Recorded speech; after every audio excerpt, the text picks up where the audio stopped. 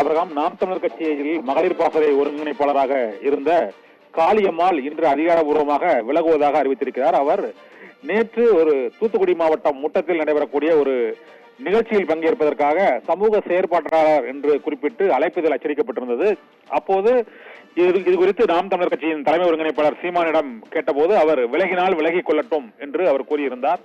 இந்த நிலையில் இன்று காளியம்மாள் தாம் நாம் தமிழர் கட்சியிலிருந்து விலகுவதாக அதிகாரபூர்வமாக அறிவித்திருக்கிறார்.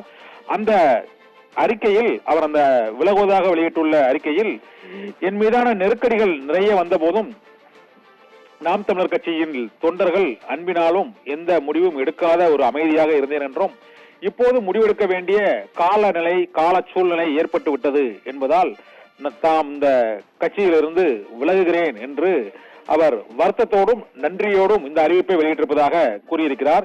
இருந்தபோதும் என்றும் தமிழ் தேசியத்தை விதைக்கும் வழியில் எனது பயணம் தொடரும் என்றும் அந்த அறிக்கையில் அவர் குறிப்பிட்டிருக்கிறார். கடந்த 6 வருட காலமாக நாம் தமிழர் கட்சியில் ஒரு சமூக மாற்றத்திற்காக ஒரு பெண்ணாக இருந்து எவ்வளவு போராட முடியுமோ அவ்வளவு ஆற்றலையும் நாம் அளித்தேன் என்றும், களத்தில் நின்று இருக்கிறேன் என்றும், காலத்தின் சூழல் மற்றும் உயிராக எண்ணி வழிநடத்த நாம் தமிழர் கட்சி எனும் இந்த பாதை இத்துடன் முடித்து வைக்கப்படுகிறது என்பதை மிகவும் வருத்தத்துடனும் கனத்த இதயத்துடனும் தெரிவித்துக் கொள்கிறேன் என்று காளியம்மாள் வெளியிட்டுள்ள அந்த அறிக்கையில் தெரிவிக்கப்பட்டிருக்கிறது. இதனால் கடந்த 4-5 மாதமாகவே காளியம்மாளை முதலில் தொலைபேசி உரையாடலில் பிசுறு என்று நாம் தமிழர் கட்சியின் ஒருங்கிணைப்பாளர் சீமான் தெரிவித்த நிலையில் அதற்கு எந்த விதமான பதிலும் அளிக்காமல் தொடர்ந்து நாம் தமிழர் கட்சியிலேயே அவர் இருந்த போதிலும் எந்த பொது நிகழ்ச்சியிலும் போராட்டங்களிலும் நாம் தமிழர் கட்சியின் ஒருங்கிணைப்பாளர் சீமான் பங்கேற்ற நிகழ்ச்சிகளிலும் பங்கேற்காமல் இருந்தார். இதனால் காளியம்மாள் எங்கு இணையப் போகிறார், எந்த கட்சியில் இணையப் போகிறார் என்று பல்வேறு தகவல்கள் வெளியாகிக் கொண்டே இருந்தன. தேர்தலை ஒட்டி அவர் தமிழக வெற்றி கழகத்தில் இணையக்கூடும் என்று தகவல் வெளியானது. அதன் பின்னர் திமுகவில் இணையக்கூடும் என்று செய்திகள் வெளியானது. இருந்த போதிலும் அவர் எதில் இணையப் போகிறேன் என்று எதுவும் குறிப்பிடவில்லை.